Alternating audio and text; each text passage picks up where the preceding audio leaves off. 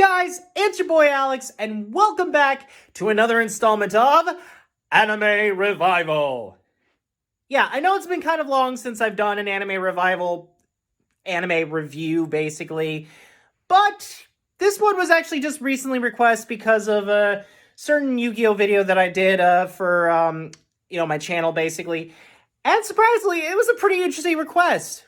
So this came in from my good friend Storm, who basically asked if I could possibly do a review on a certain Yu-Gi-Oh related movie that could be good for the Yu-Gi-Oh Duel Corner. Yeah, now that I think about it, I am not going to call this Yu-Gi-Oh Duel Corner video, but I will post this in that playlist if you guys want to check that out there also. So it technically will be a anime revival slash Yu-Gi-Oh Duel Corner video, basically. Anyway, with that being said, what particular Yu-Gi-Oh related thing am I going to be reviewing today? Well, Storm basically asked if I could do a little review on the movie Yu-Gi-Oh! The Darkside of Dimensions. Yu-Gi-Oh! The Darkside of Dimensions, the long-awaited sequel. Well, okay, at this point, it's actually the third in a long line of, trilogy Yu-Gi-Oh! Movies. Although technically you wouldn't really count the other two as, part of a trilogy because they're taking place in different timelines.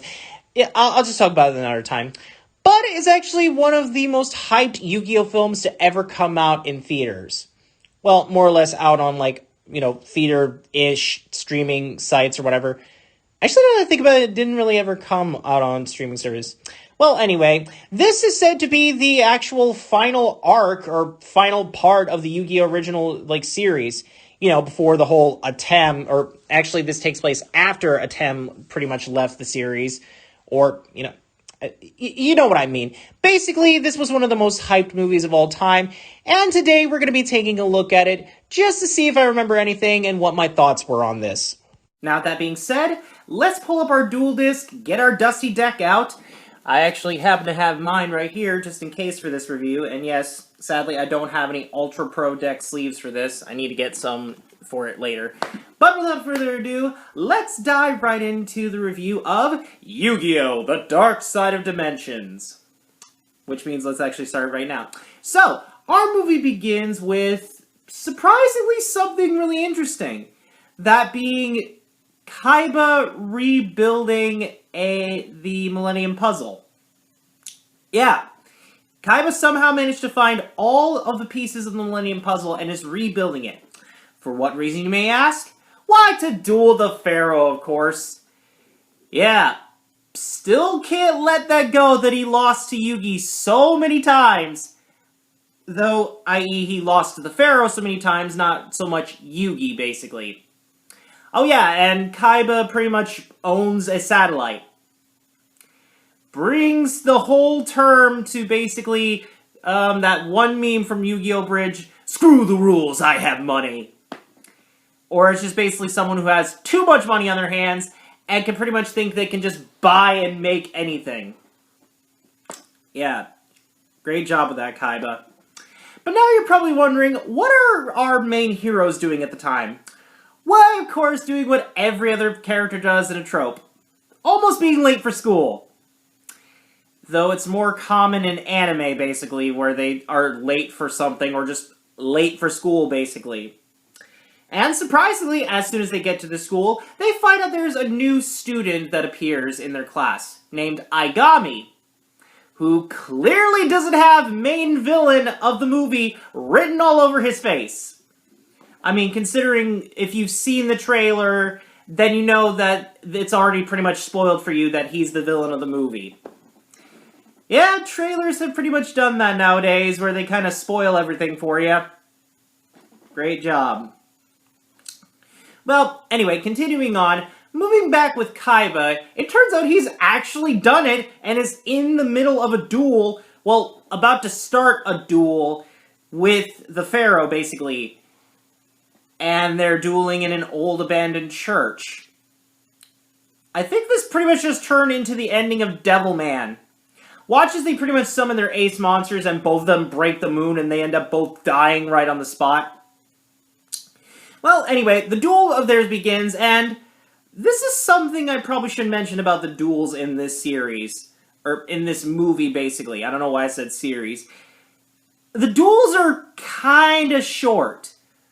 I mean, not later on in the movie. They get a little bit better, but the first few duels in this movie are really, really kind of short. And most of it is taken up by, like, character dialogue, basically. It's like that one moment in that one episode of Yu-Gi-Oh! Bridge during Yugi and Weevil's duel, where everyone is just talking about the duel and how weird it's looking. Yeah, that kind of moment. But, honestly, it kind of puts you out of the mood when you don't, like, watch a duel, when you don't see a full duel take place. Pretty much like Yu-Gi-Oh! The movie. Except that one, it was actually full duels going on. And most of the characters breaking the rules half the time, but that's pretty much what they did. Even though this was, like, a movie that was taking place way, way later in the series, like, after the events of Season 2, and before the events of, like, after the events of Season 3, and before Season 4 took place. Yeah, I get really confused about that. Anyway, so, back with Yugi and them, they're pretty much just enjoying their time after school, talking about what they would possibly do after they graduate. You know, Yugi running his grandpa's game shop, pretty much continuing the family legacy of just owning a shop and other things. You know what I mean. And Taya pretty much wanting to be a Broadway star. We don't get to hear what Tristan does, except I think he says he wants to take up professional wrestling. And Joey still wants to duel Kaiba in this. It's shown by, like, a dream that Joey has of him on Kaiba's blimp, and the animation gets a little awkward at that moment. But you know how that is.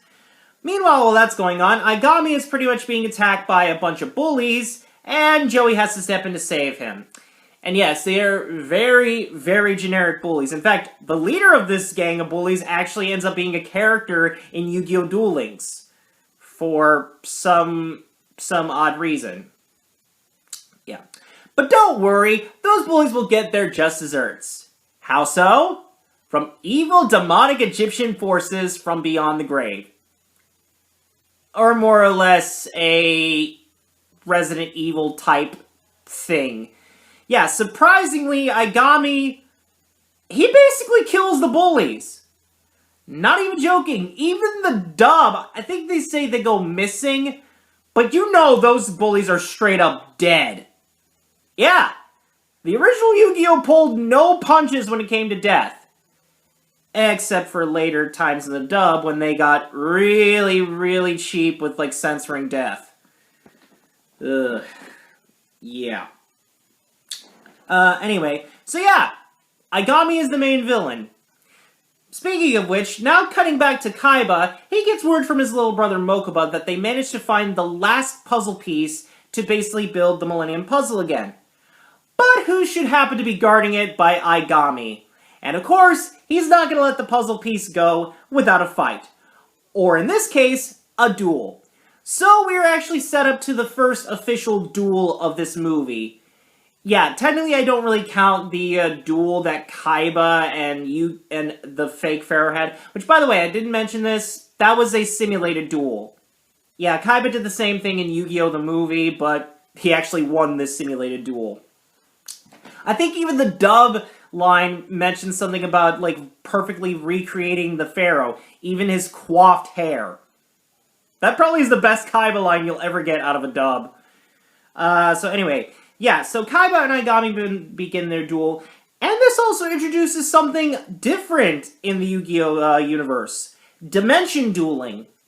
Now, specifically Dimension dueling in Aigami's terms is that you're able to summon out more powerful monsters without tributing, but it takes a concentrated amount of your spirit energy to bring it out.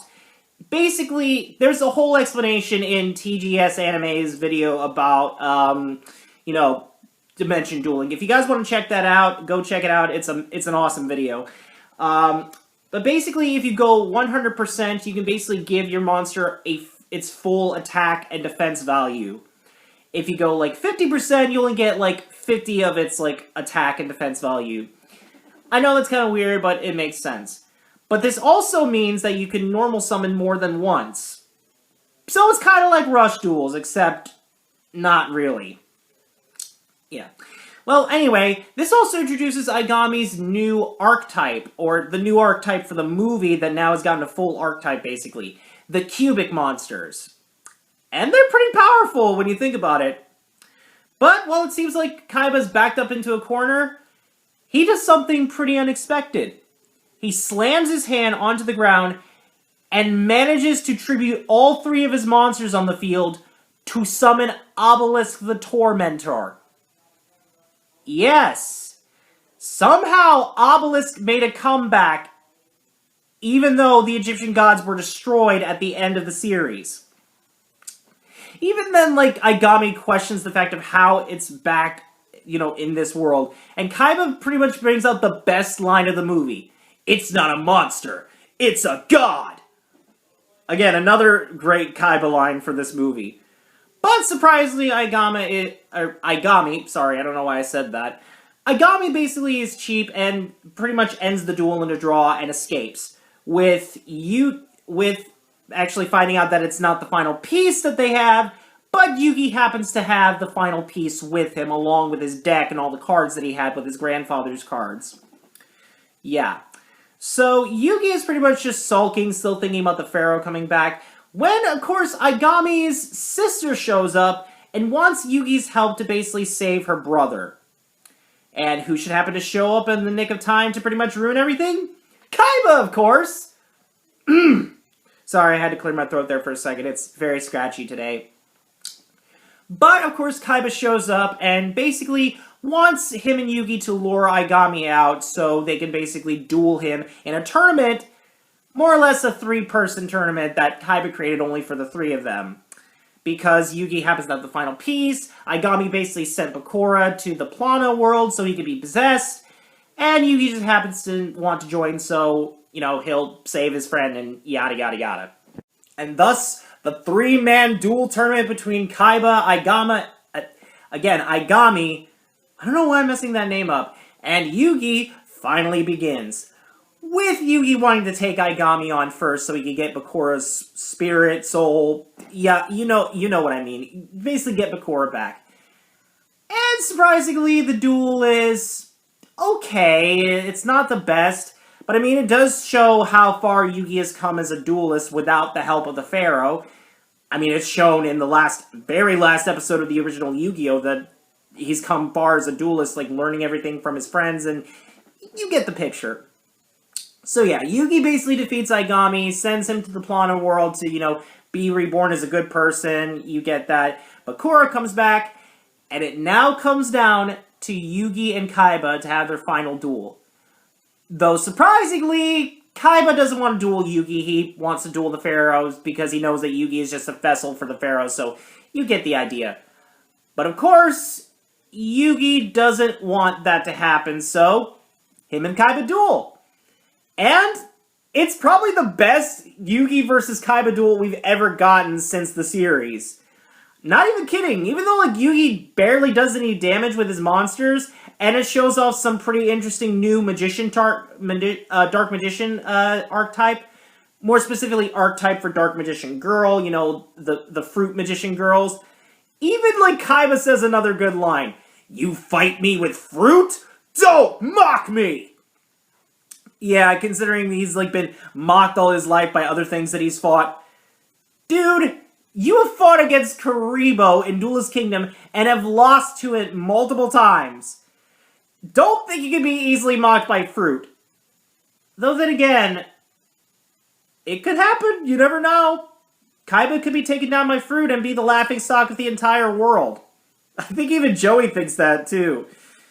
I don't know. But this duel pretty much just showed how far Yugi has come as a duelist, basically. Not only just trying to get out big monsters with attack while using his weaker monsters as a strategy, but also playing pretty defensively in this duel. Now, while Yugi basically has his Dark Magician and Kaiba doesn't have his monsters, yeah, Kaiba also gets a bunch of new Blue Eyes archetype that has actually done pretty well recently in years. And Yugi wins the duel. While the life point counter doesn't go down to 0 because there's a reason, I like to think Yugi did win this duel. I mean, even though from that smile it looked like Kaiba actually was Actually, I think at that moment, Kaiba was smiling because, yeah, he's actually respecting Yugi now and seeing how far he's come as a duelist.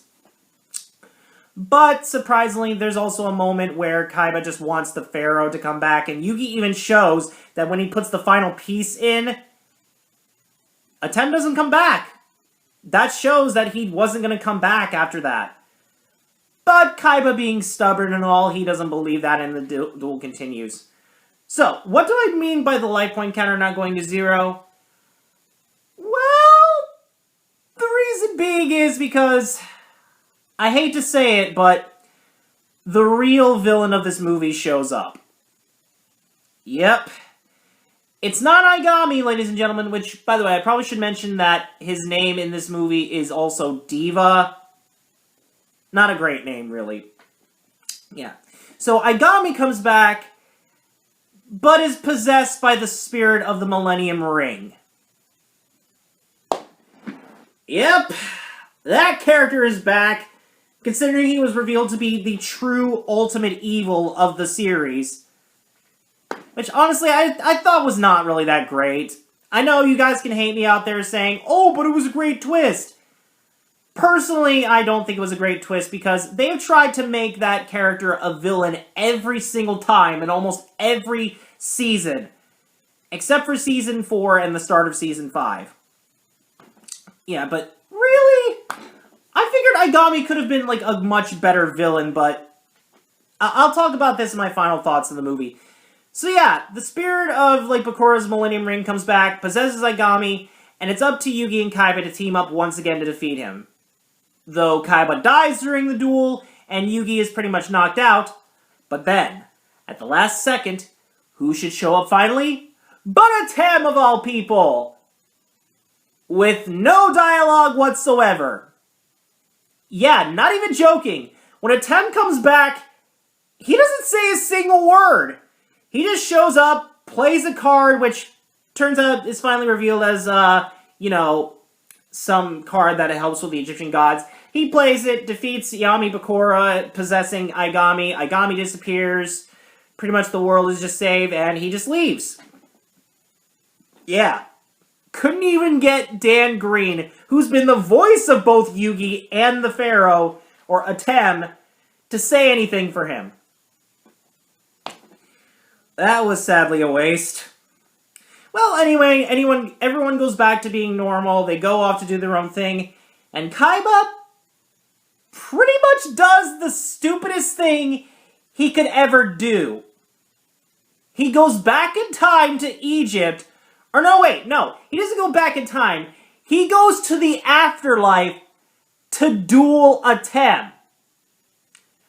So basically, Kaiba killed himself to go fight the Pharaoh. Yep. Try and sugarcoat that as much as you want, people who now owned Yu-Gi-Oh! In the dubbing department. Try to sugarcoat that death as much as you want. Kaiba straight up murdered himself to go and duel the Pharaoh. Couldn't have asked for a more perfect way to end this movie off and this review off. Alright, there you have it, guys. That was my reaction to... Or no, not reaction. I don't know why I said that. That was my review of Yu-Gi-Oh! The Dark Side of Dimensions. I probably didn't plan the review process out too well when I started the review, because usually I start with like an intro before I get into the review. But that didn't like last very long, so this is basically what I had to deal with. So yeah, my thoughts on, this movie. After having, like, rewatched it again in some, like, clips and everything, yeah, I still think it's a pretty okay, like, Yu-Gi-Oh! Movie. It doesn't really follow up to anything. I feel like my one problem would be, like, they could have, like, written Aigami better, because it feels like they hyped him up a lot in the trailers as this, like, big bad that Yugi and Kaiba had to face. But it feels like they just, like, ran out of time to write more of his story.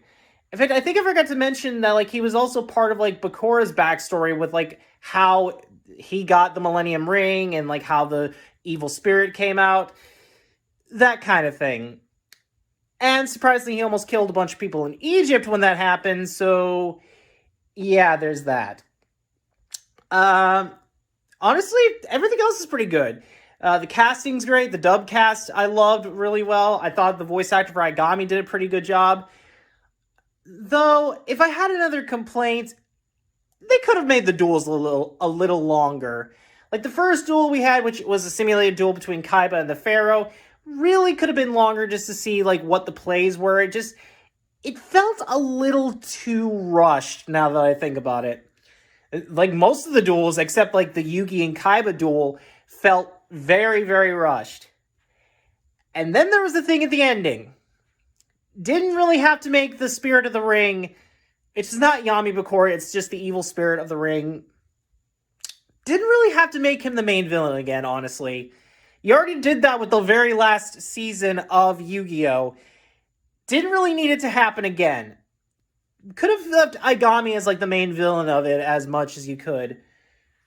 But other than that, my thoughts, I think it's still a pretty okay Yu-Gi-Oh movie.